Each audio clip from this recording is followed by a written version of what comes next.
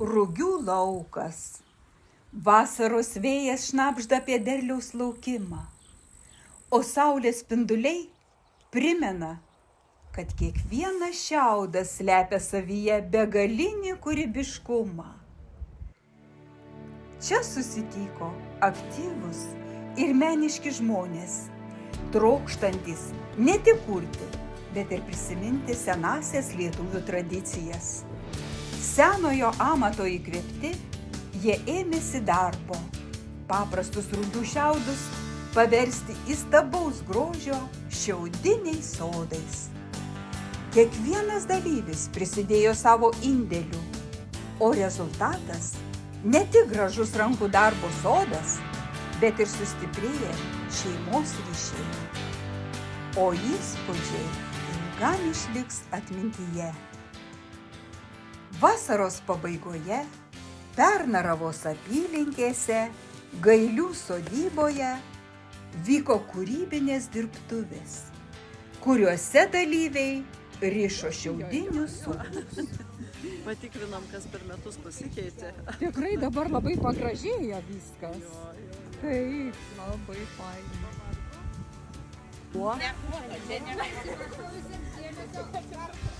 Dar visiems labą dieną. Kaip ir žinote, atėjo ta mūsų rugpjūčio 10 diena, jau antras mūsų projektas Šiaudų sodas sodelis bus pradėtas šiandien. Labai malonu čia jūs visus matyti, ir senus, ir naujus, aš jūsų labai laukiau, pasiilgau. Šiaudinių sodų rišimas tai ne tik amatas, bet ir meditacija, kūrybinė kelionė, kurioje kiekvienas mazgas, kiekviena forma turi savo prasmę. Pirmiausia, tai kruopštumo ir kantrybės menas. Iš pradžių reikia pasiruošti šiaudus, jie turi būti atrinkti, išvalyti, kartais net dažyti ar mirkyti, kad būtų tinkamos formos ir tinkamo ilgio.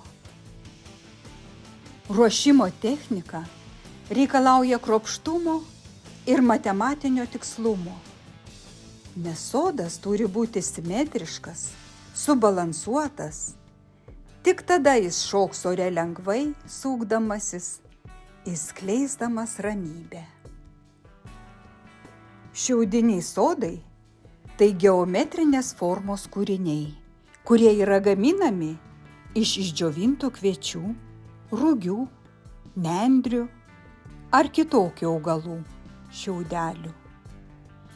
Šiaudeliai yra suveriami ant siūlo, sudarant kvadratų, trikampių ar stačiakampių formas. Labai svarbu, kad pritvirtintas prie lubų sodas galėtų laisvai suktis į abi puses.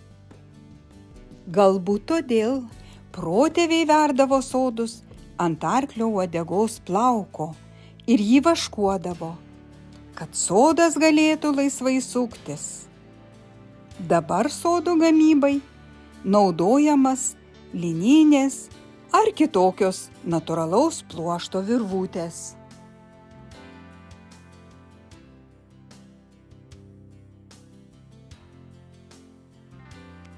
Tuo pačiu metu Paaluonės bendruomenės centre vyko tapybos darbų paroda. 3 autorės – Irena Gailienė, Vesta Gailiūtė ir Aistė Gailiūtė. Kūrybinė raiška, perduodama iš kartos į kartą, stebino lankytojus. Pasigrožėję tapybos kūriniais, pailsėję ir su naujomis jėgomis, dalyviai kybo į darbus. Juk tai daug kantrybės ir laiko reikalaujantis procesas. Norint turėti savo rankomis suvertą, sudėtingesnės formos sodą, teko nuoširdžiai padirbėti 3 dienų.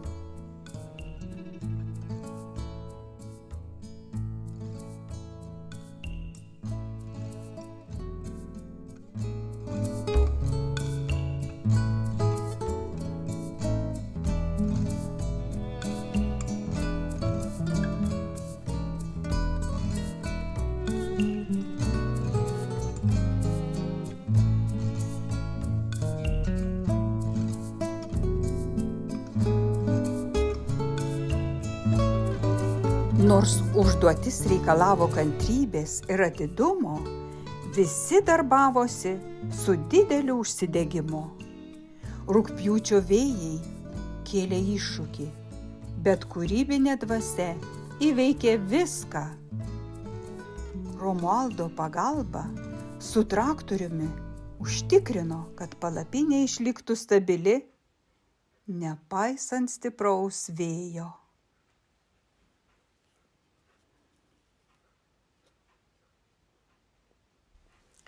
Sodų rišimo šventė vyko gamtos apsuptyje, kur susirinko visa šeima nuo jauniausių vaikų iki vyriausiųjų kartos atstovų.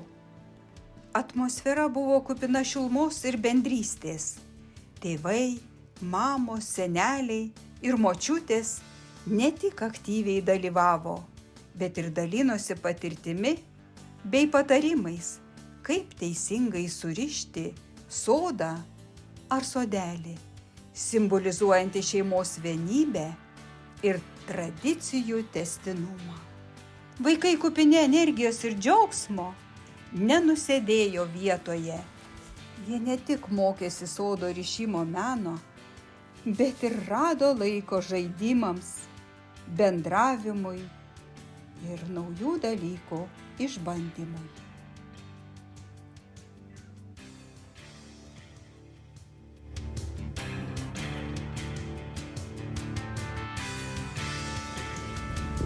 Šventėje kiekvienas jautėsi laisvai ir galėjo atrasti vietą savo veiklai.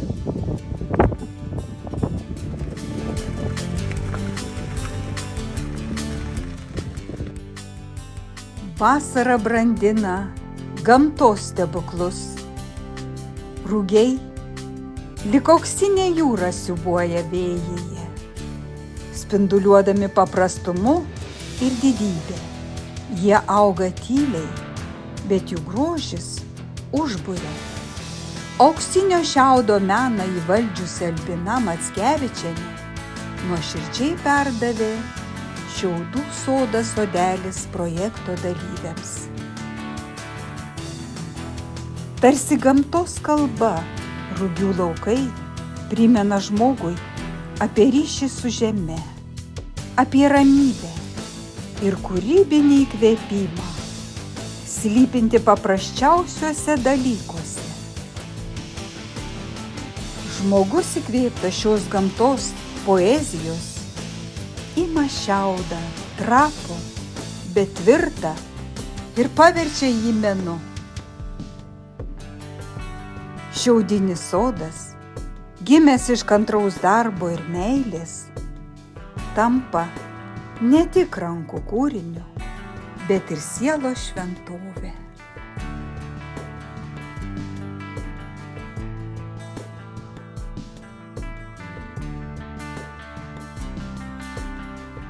Šiaudiniai sodai mūsų protėvių išminties simbolių ir estetikos lobynai.